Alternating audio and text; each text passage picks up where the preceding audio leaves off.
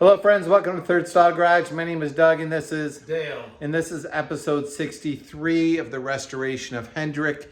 If you haven't watched last week's episode, please go back and do that. It lays the groundwork for the escapades that are going to happen in this week's episode. So we have some fairly significant problems to fix in the Beetle, and we don't know how to do that yet. So we're at the very beginning, and we're about to try to figure this out. So let's do the intro, and then we're going to start scratching our heads.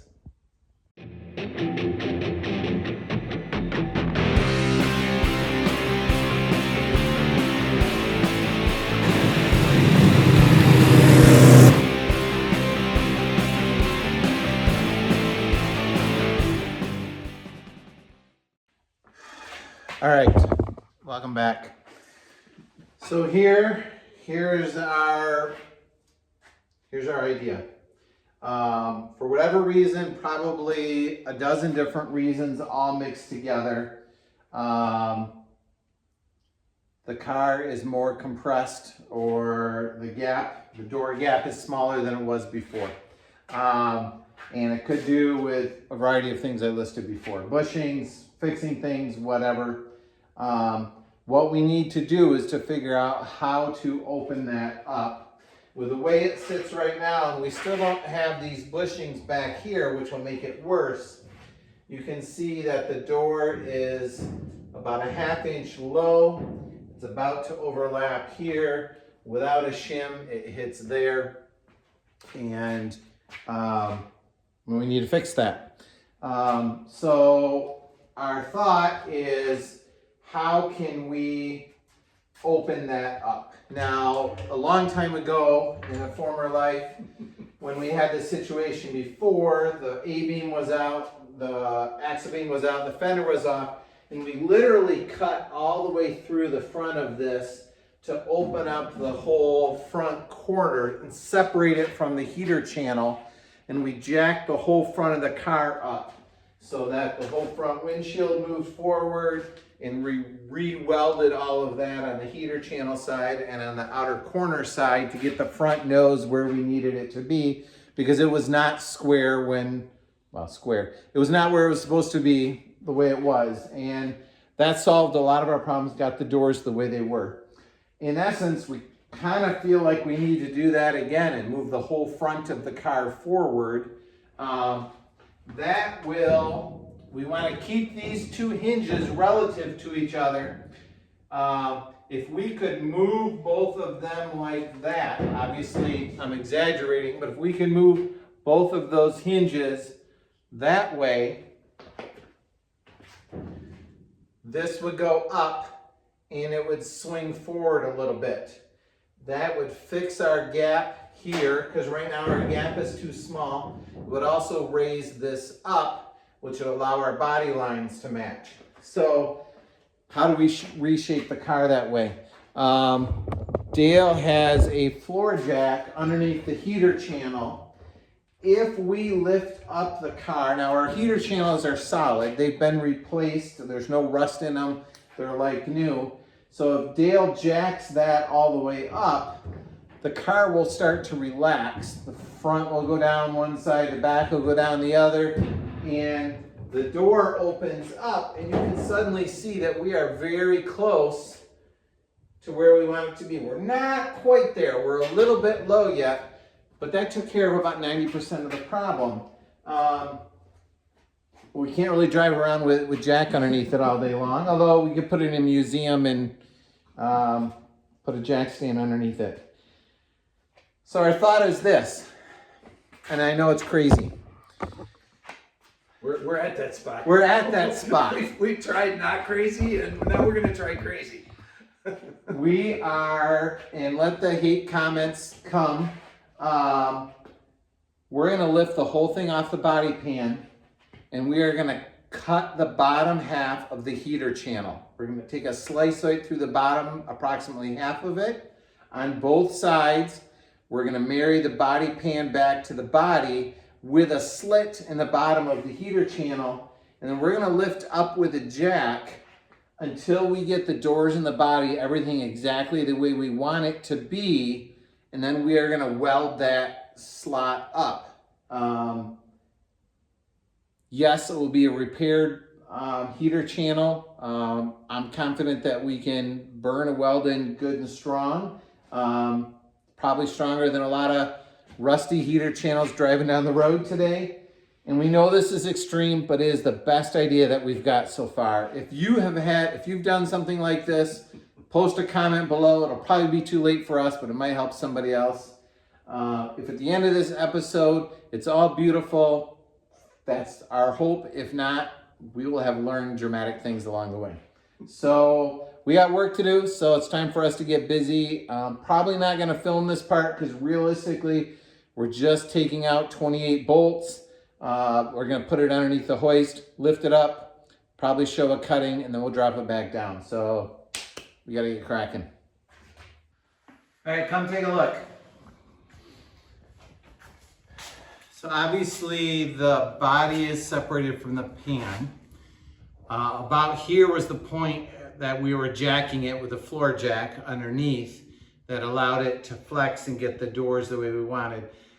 We did not consider lifting the body off without the doors in place and closed, so the doors are kind of keeping it from flexing too much right now. What we're proposing is that we do a cut right down from this line. We don't cut the whole way down. We start the cut right here. We go down under and just up to this flange.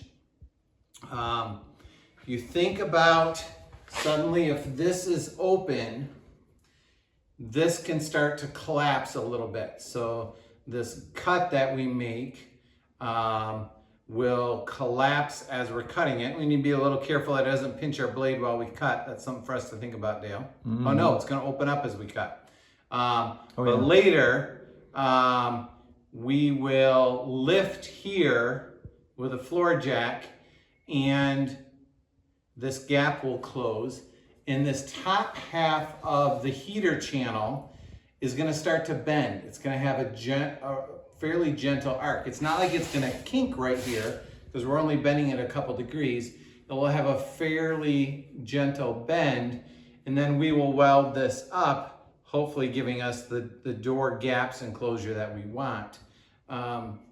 We want it to be far enough forward that we don't mess with the flatness of the door threshold, but we also are aware that there's a big strong gusset here that's holding it in place. So I think we're gonna cut kind of right at the beginning of this flat spot. So cut here all the way around, same on that side. Then we remarry the body to the pan, jack it up, get the doors the way we want, and then we weld the bottom, lift it back off, finish welding it. That'll be perfect. That's the Lord plan. willing. It's just a plan. Lord willing and the creek don't rise.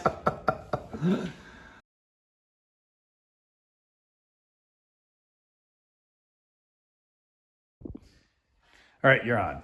Okay, so body is back on with all 28 bolts plus the extra 6 that we miscounted before. There's actually 32. Not that it matters, but 32 is the right number.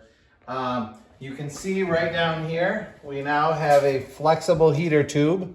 So there's a slit from here all the way around the smiley face on the other side, but we don't go above this flange. We've not tightened all the bolts down yet, so we're going to jack up each side to get it close to where we want it.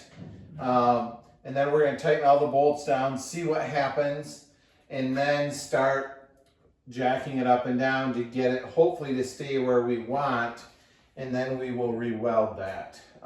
Probably some iterations of that along the way. The passenger side always has been closer, so you can see that we're still low here. Our gap is not, I mean, originally our gap was a 1/4 inch, and this is an 1/8 inch if we're lucky. But come around this side, it is worse over here. So this door doesn't even come close to closing it. It is 1/2 inch low, 3/8 of an inch low, and it kind of almost overlaps a little bit. So, you know, in theory, if our theory is right, I can jack this up.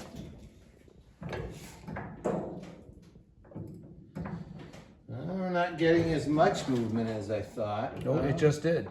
Yeah. We're getting a gap. So we may need to encourage it a little bit. Yeah. It's swinging free now. Yep. So that's the movement that we want. Is that enough? I'm not sure. We're probably going to keep messing with it. We do need to go around and tighten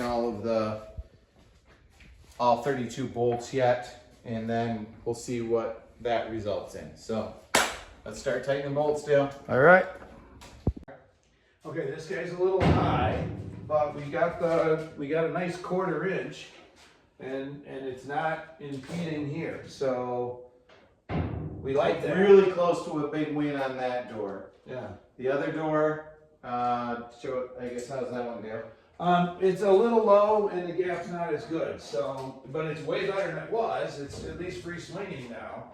All right, so now we just got to come up with a way to bend the flexible heater channel, which involves a highly calibrated counterweight on the front. So basically, I'm standing on it, and as I stand on it, does it go up, Dale? Yeah, we're higher here. That's what we want. So So the gap is closing down in the heater channel. But if I get off, does it go right back? Yeah. Okay, so we're flexing it, but it's not bending and staying.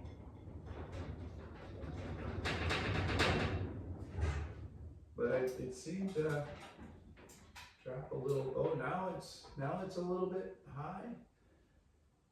So it might A little have higher. bent and stay a little. I don't know. So Okay, so we're making progress. We've made a lot of progress. A little bit of a jank way of doing it, but at this point, I'm convinced it was the right thing to do, yes, which is nice. yes. Okay, stay tuned for more. All right, here's our next iteration. My lightweight weight wasn't enough to flex it the way we wanted. So we have a 2x8 going up to a ceiling joist that will lock this in so the nose cannot rise. And then as Dale jacks the flexible heater core up, that should force the heater core to bend. Channel. Yeah. The heater channel, which should force this door to rise. Look at that, it's opening up and rising. And yes, we have a little tiny hole right there to take care of and a crack right there. So that right there is a larger gap than we want and pretty good height.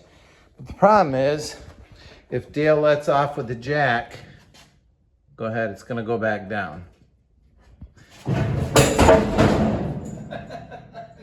And the board's gonna fall. So what we're gonna need to do is we're gonna need to go past that elastic point, past the elastic point of deformation to the plastic point of deformation, where it goes and it doesn't come back all the way. So I'm gonna go help hold that board, and then we're gonna reiterate this.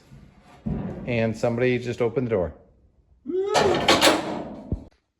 Okay, so we have it jacked up a little bit higher than we want. We put a pretty hefty tack weld in the bottom center of the heater channel. And our hope is that if we take the pressure off of the jack and off of the ceiling, this will relax just a little bit and it'll settle down to really close to where we want it. So go ahead, Dale. All right, let's see.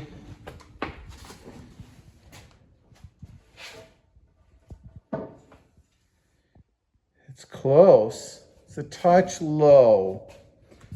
Not much. It's a touch low. We do still have to tighten all our bolts, but Oh, all the body to... on this side, we didn't do the body to pan bolts. Okay, let's tighten all those and see if that affects where it. really goes. Dale, how's this ending tonight? Hey, you know, we promised success and we delivered. We- delivered. Oh, gosh. How confident were you in that promise? Oh, not very. Not very. All right, walk yeah. us through. It is about 2 hours later than we normally wrap up, but Dale, show us what our results are. Yeah, you know, in the end, the key was cutting the heater channel, and you did it, but I believe that was my idea. It was your idea. And getting that, and it really... No, it wasn't your idea. Your idea was to cut the whole front A-pillar. That was one of my ideas. Yeah. We don't have, nobody needs to hear us. Yes, okay. On camera. So, yes, so that is cut, and then just the bottom of it is welded up to hold it. Kind of a really heavy tack. But Look at that. Free swinging door, no interference, 1/4 inch gap. 1/4 inch gap the whole way. We're not hitting there, we're close. Other side, again, no jacks underneath it. It's sitting on its own free will. Got about a 1/4 inch gap the whole way. So you can see the door is a little bit proud down there, but we have not adjusted the hinges that way at all. So, And hey, you know, we have one more day before, one more work time before we have to give it to the body guy. So yes. yeah, nothing like late assignment. Staying up late, pulling an all-nighter, I feel like. Yes. All right, so it's Tuesday, Thursday, we're back. The whole thing needs to come off the body pan one more time for us to completely weld the heater channel up on all 3 sides. And then we will have final assembly and fix one little spot on the door. And then we are done. Yeah. All right. Have a good night, folks. Thanks for sticking through this with us.